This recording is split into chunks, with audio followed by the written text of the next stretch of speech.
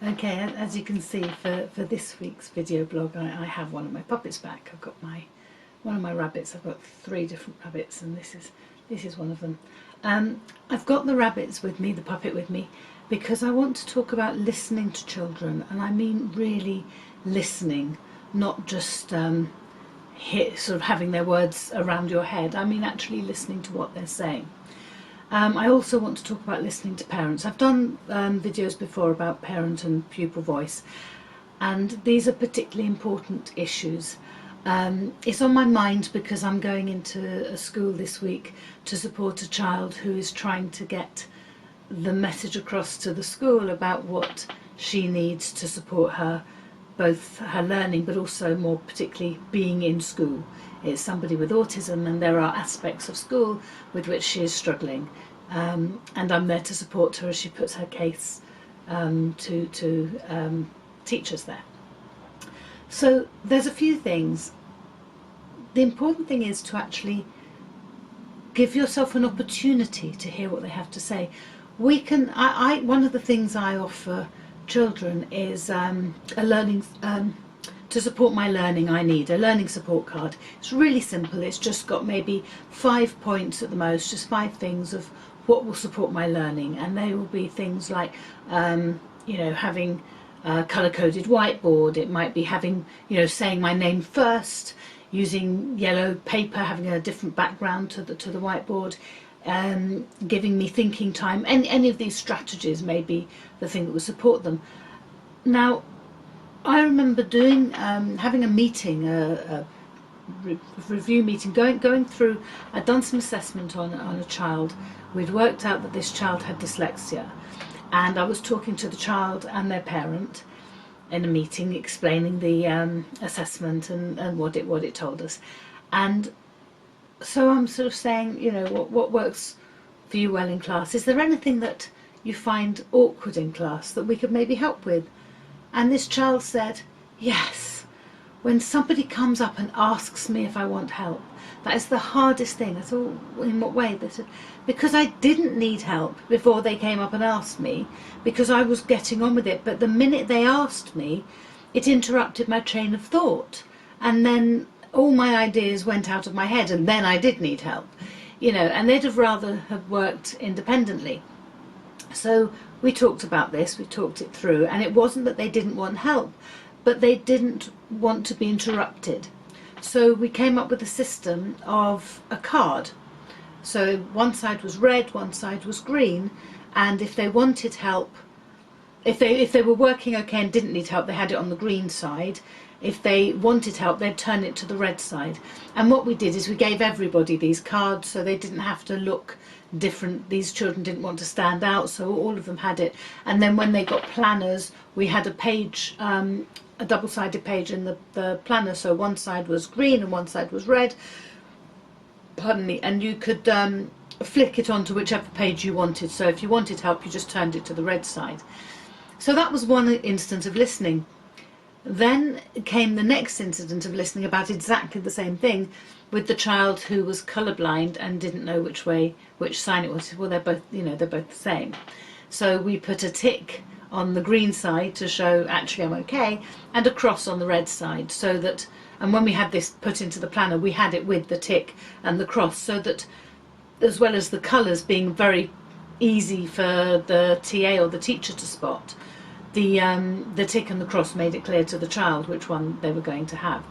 So listening makes a difference. We can easily get it wrong. Another instance, which I'm sure I've mentioned before, is a child with autism who had spent an entire lesson just focusing on the fact that this line and this line on this spelling thing were 1 pixel out on the whiteboard.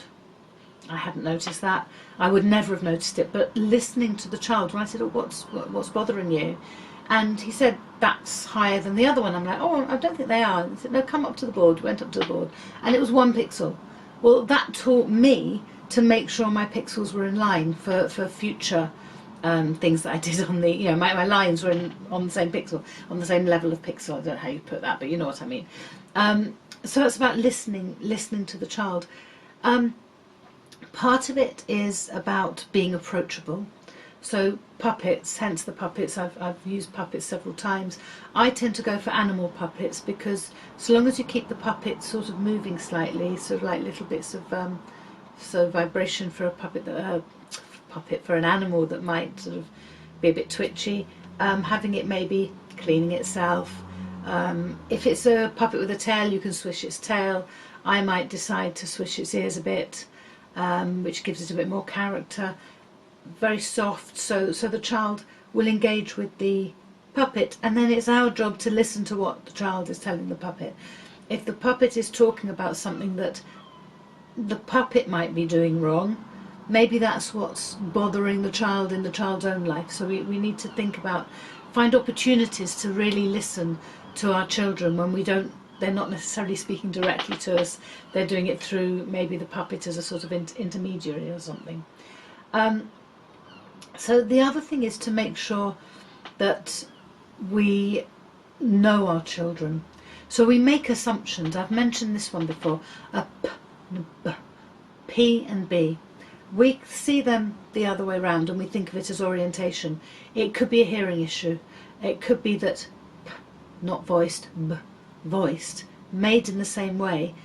They're actually confusing the sounds. So the same as with K, G.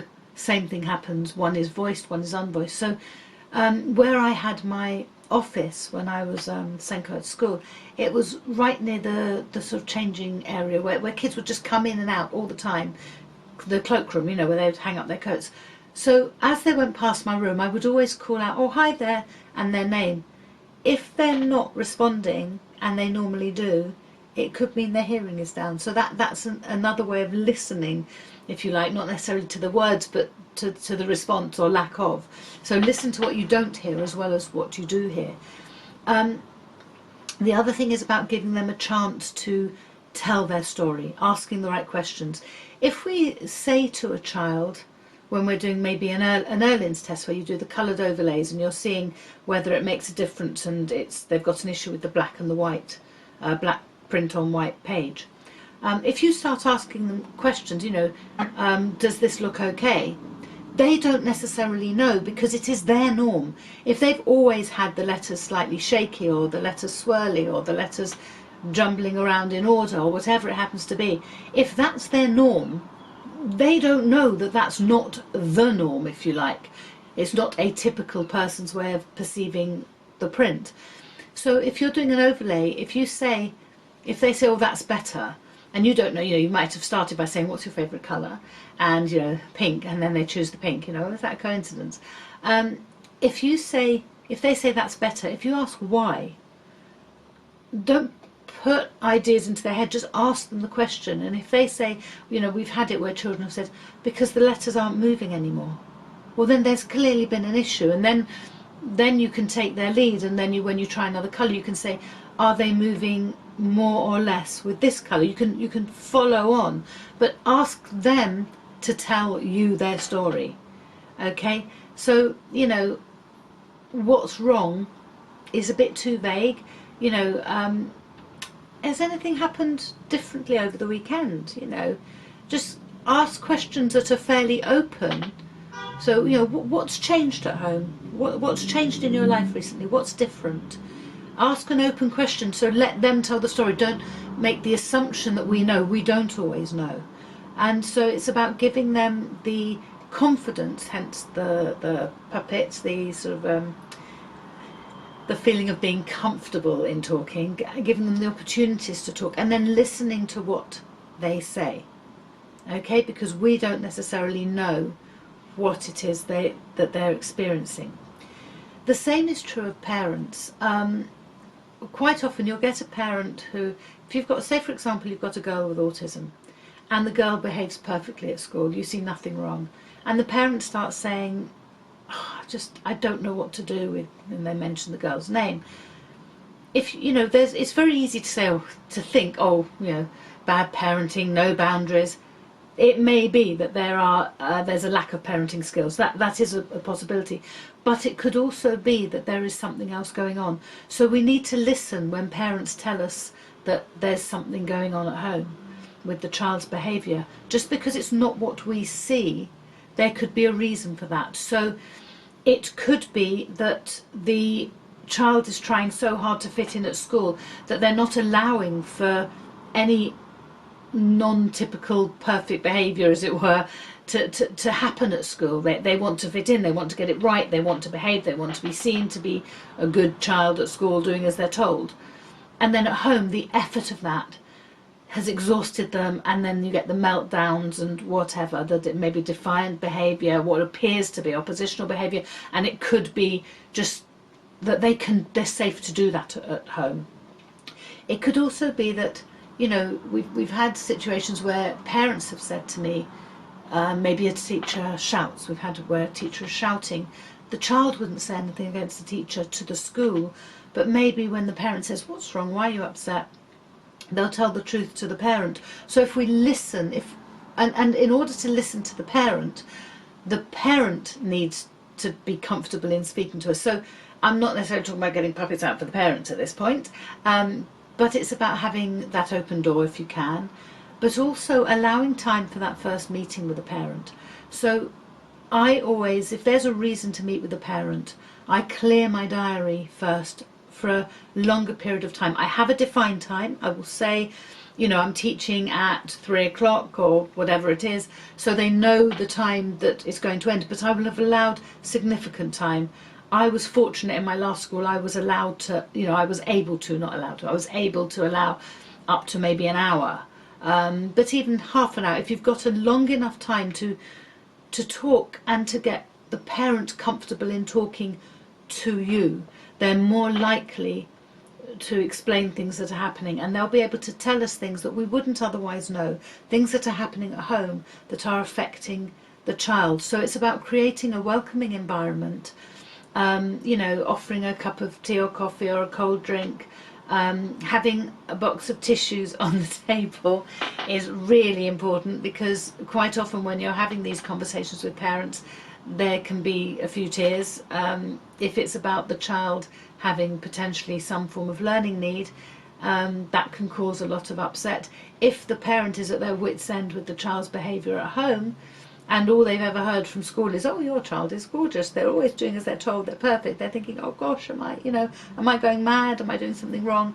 Having those tissues there is very important, so they can know that they're allowed to be upset, that's okay. Listening to the insight they can give us that we can't have. We're not at home with them. It could be that there's an issue with a sibling issue. It could be, you know, there's one child I taught where the one of the siblings had serious multiple areas of difficulty, mental health issues, behavioural issues that were a result of other special needs issues, and the girls behaved really, really well in school. You wouldn't know that at home what they were dealing with were violent outbreaks and all the rest of it.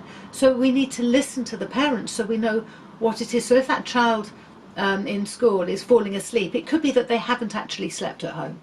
We don't know that. But if we give the parent the confidence to be able to talk to us so they can trust us and talk to us, gaining the parent trust, listening to the parents, these are things we're expected to do. The code of practice tells us to do this. The Lamb inquiry told us to do this.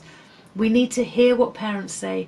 We need to find ways of hearing what the children say. And if they can't tell us articulate it, then we have to find visual ways, other ways for the children to get their voice across.